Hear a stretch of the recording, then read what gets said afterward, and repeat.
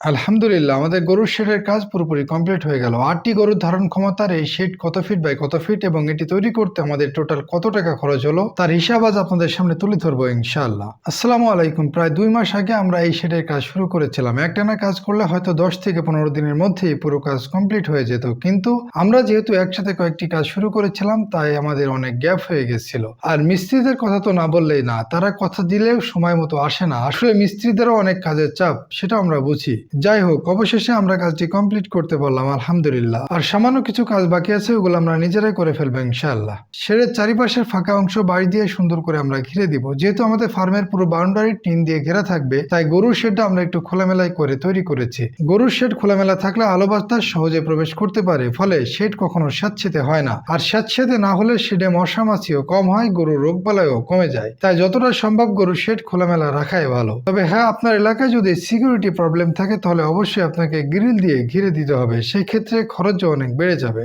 আমাদের এই শেডটি 36 feet by 14 fit. এই শেডের জন্য আমরা টোটাল 4600টি ইট কিনেছি। এর মধ্যে থেকে আমরা ছাগলের শেডে পিলার করেছি এবং 1000 ইটের খোয়া করেছি। এখনো 150-র মতো ইট বেঁচে আছে। আমাদের এদিকে ইটের দাম 21,000 টাকা গাড়ি। এক গাড়িতে 2000 ইট থাকে। প্রথমে আমরা 2 গাড়ি ইট কিনেছিলাম, এরপর 600 ইট কিনেছি। টোটাল 4600 ইট আমরা কিনেছি। এই শেডে আমাদের সব মিলিয়ে 45 বস্তার মতো সিমেন্ট লেগেছে। এর মধ্যে কিছু সিমেন্ট আমরা 530 টাকা বস্তা হিসেবে কিনেছি এবং কিছু সিমেন্ট 520 টাকা বস্তা হিসেবে কিনেছি। আর এই শেডের জন্য আমাদের টোটাল 30,000 টাকার মিস্ত্রি খরচ লেগেছে। যেহেতু আমরা চারিদিকে ফাঁকা রেখেছি এবং কাজও খুব বেশি ছিল না, তাই মিস্ত্রি খরচ খুব বেশি লাগেনি। আমরা যে এটার খুঁটি বা পিলার দিয়েছি, এগুলো দেখে অনেকেই বলেছিলেন ভাই ঝড়ে এই খুঁটিগুলো ভেঙে যেতে পারে। আমি তাদের কথার সাথে কিছুটা সহমত পোষণ করলেও আমাদের একটি আগাম চিন্তা করাই আছে। আমরা এই ঘরের চারিদিকে মোটা তার দিয়ে টায়ার পুঁতে মাটির সাথে টানা দিয়ে বেঁধে দিব। এতে করে ঝড়ের সময় আমাদের শেডের কোনো ক্ষতি হবে না ইনশাআল্লাহ। তবে হ্যাঁ, আপনি যদি এটার পিলারের জায়গায় ঢালার পিলার করতে পারেন, সেক্ষেত্রে ঘর আরো শক্তিশালী এবং মজবুত হবে, কিন্তু সেক্ষেত্রে খরচও বেশি হবে। আমাদের বাজেট যেহেতু কম, তাই আমরা এইভাবেই করেছি। আর আপনার হাতে যদি পর্যাপ্ত সময় থাকে আর আপনি যদি মোটা করে সিমেন্টের খুঁটি বানিয়ে নিতে পারেন,